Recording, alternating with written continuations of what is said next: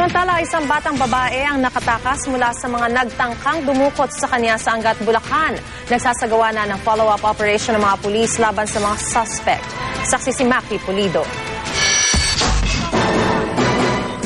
Hindi napigil maluha ng 11 anyos na babaeng itatago natin sa pangalang Kim nang ikwento ang tangkang pagdukot daw sa kanya sa Angat, Bulacan.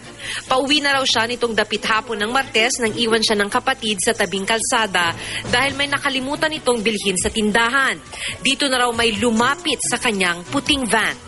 Bumaba po ang lalaking nakabonit tapos po may barel. Hinawakan niya po ako sa kamay. Nung nagpipiglas po ako, nadulas po ako, nalaglag po ako dun sa bangin po.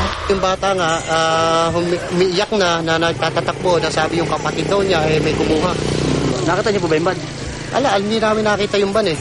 Bago lumayo ang van at mahulog si Kim, ay may naaninag daw siya sa loob. Nakita ko pa 3 bata.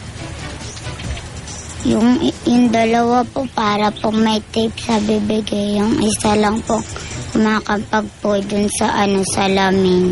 Naampas niya po yung po ng van po yung salamin. Kailan mo nakita to nung paalis na yung van? Opo. Yun lang po sa likod ng van. I recommend na i-undergo siya ng counseling under ng DSWD kasi talagang umiiyak ho yung bata. Talagang may mga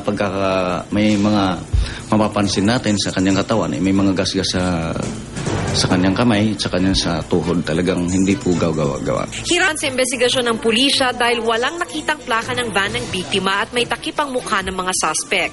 Pero di raw sila titigil sa follow-up operation. Mayroon po kaming Sa Avenida Maynila naman, 5 babae kabilang ang 3 menor de edad ang na-rescue mula sa isang motel na ginagamit umanong front sa prostitusyon. Sumbong ng mga nasagip, binibigyan sila ng 5 hanggang 7 lalaki kada araw para makakota. Nakakailang kliyente kayo sa araw?